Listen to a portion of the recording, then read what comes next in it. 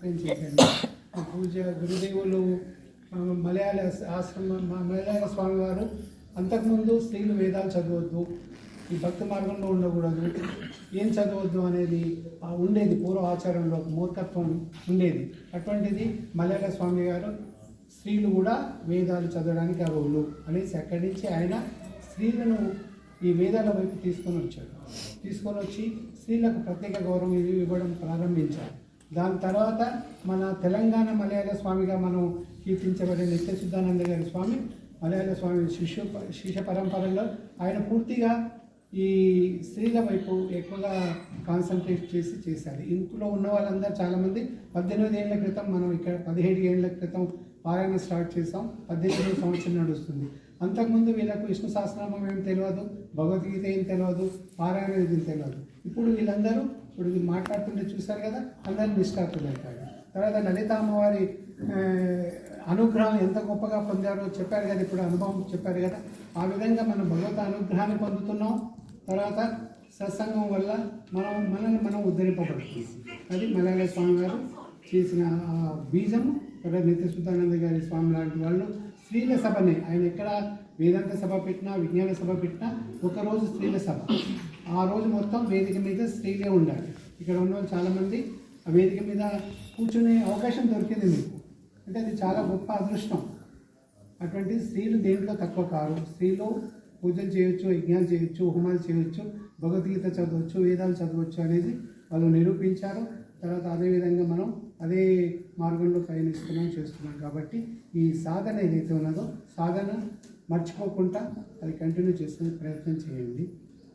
అదేవిధంగా మనం ఒక క్రమశిక్షణ, సభ్యత, సంస్కారం కూడా మనం డెవలప్ చేసుకోవాలి.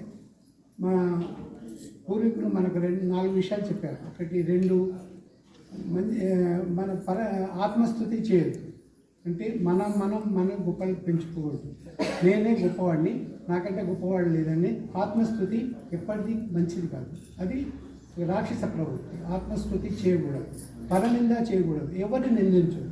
ఎవరి లెవెల్లో వాళ్ళు ఉంటారు, ఎవరి పరిస్థితుల్లో వాళ్ళు ఉంటారు. నీవు సరిగ్గా ఉండడం అనేది నేర్చుకోవాలి, కానీ పలానా వాడు చెడ్డవాడని పరనింద చేయకూడదు, ఆత్మస్థుతి చేయకూడదు. ఏం చేయకూడదు? ఆత్మస్థుతి నకరు, పరనింద నకరు. అదేవిధంగా ఇవి 2 రాక్షస గుణాలు, ఆత్మస్థుతి, పరనింద. ఇవి ఎప్పుడు మనం రెండింటికి దూరంగా ఉండాలి. 2 దేవి గుణాలు చెప్పేది. యోగతాకో ప్రస్తుతి కాదు. అంటే ఎవరైనా మంచిగా ఉంటే, గొప్పగా ఉంటే, బాగుంటే వాళ్ళని నలుగురితో అలానా వాళ్ళు చాలా గొప్పవాళ్ళు, మంచి పని చేసేది అనేది ఒకవేళ నలుగురితో వాళ్ళ ప్రస్తుతిస్తే, నలుగురి ముందు చెప్పగలిగితే వాళ్ళు ఇంకా మంచి పనులు చేయడానికి ప్రయత్నం చేస్తారు. ఎందుకంటే వాళ్ళ మంచి పనికి ఒక రికార్డు దొరికింది కదా, ఒకటి గుర్తింపు దొరికింది. కాబట్టి వాళ్ళు ఇంకా మంచి పనులు చేయడానికి ప్రయత్నం చేస్తారు. అదేవిధంగా దోషకు ఏకాంతమే దూరతారు. అంటే ఎవరైనా తప్పు చేశారు, పొరపాటుగా తెలియకుండా తప్పు చేస్తారు, వాళ్ళు నలుగురు నిలబడి నేను నిలదీస్తా, నేను ముక్కుసూటిగా పోయే మనిషి, నేను ఈ తప్పు చేసావు, అది ఇది అనేది చేస్తే అతను ఇంకా చెడ్డోడైపోతాడు వాళ్ళు. కాబట్టి దోషకు ఏకాంతమే, అంటే ఏకాంతంగా బాబు నువ్వు చేసిన పని తప్పు పని, ఈ తప్పు పని నువ్వు సరిదిద్దుకుంటే నీ అంత గొప్పవాడే లేదు అనేసి అతన్ని ఆ దోషాన్ని ఏకాంతంలో చేసేస్తే అతను మంచివాడవుతాడు, నీకు శత్రువు కాడు, మిత్రుడైపోయాడు. నలుగురిలోనూ నిలదీస్తే నీకు శత్రువు అవుతాడు. ఆ విధంగా మనం ఈ 2 రాక్షస గుణాలను, 2 దేవి గుణాలను మనం ఎప్పుడు నిరంతరం మననం చేసుకుంటూ పోవాలి.